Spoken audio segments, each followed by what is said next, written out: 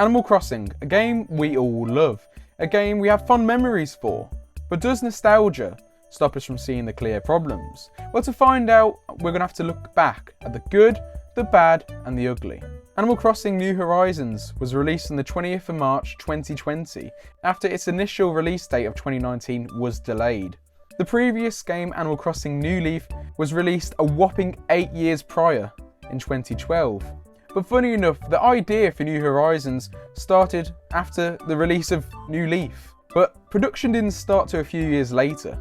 The release of New Leaf was very successful, selling a whopping 13 million units. So it was no surprise that people were hyped for another game. And with that in mind, Animal Crossing was released and it sold a whopping 22 million within its first 4 weeks and a 31 million within its lifetime sales. So that put it just behind a little kart game called Mario Kart.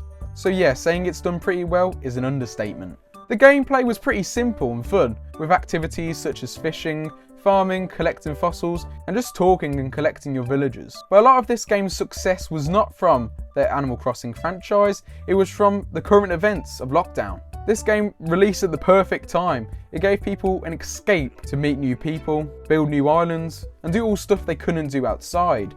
And this is the same reason why I have a digital girlfriend. In the game's first year, it got quite a few updates, which were very hyped up. These updates included events, which, to be honest, were very lackluster. The first event was Bunny Day, which did not go over very well because of these pesky things you could dig up, catch, and just find around your island, which you could then use to make decorations. But what the people didn't realise at the time was they were no longer going to find fossils, which was a big problem as this game had just released. And people were looking forward to finding fossils, not stupid little eggs. The next update is probably the best update of them all, which was Halloween. Now this update allowed people to trick or treat, dress up, make decorations, grow pumpkins, collect candy. So what is there not to love? This is probably the best update of them all, as the next update was Turkey Day, which allowed you to cook, if you can call that a feature, and collect autumn style decorations. But don't worry, next up is Toy Day, which is just as bad, to be honest.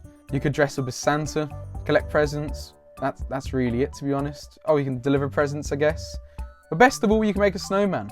So that's a win for me. But the game reached a certain level of popularity where something really weird happened. The 2020 Hong Kong Freedom protest was actually held on Animal Crossing. Whew, well, at least the game wasn't banned in China. Oh wait, it was.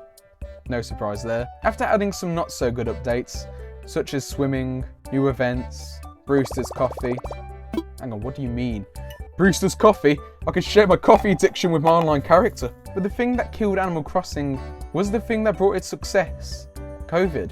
A lot of people were stuck at home with nothing to do.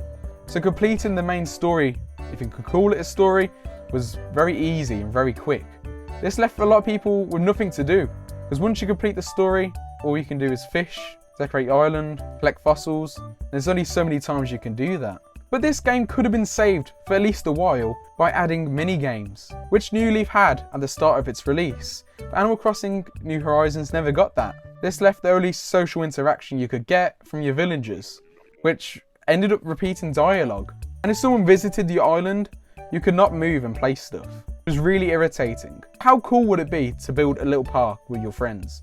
But no, you could not do this for some reason. Today, New Horizons is looked at with good memories. These are clouded by nostalgia. When people go back and play the game, they're met with sadness, a feeling of completion. There are many things they could go and do, such as finish their fossil collection, collect all the fish, but it just seems meaningless. So without all these distractions, you start to see the clear cracks within Animal Crossing, and you start to fall a bit out of love with it.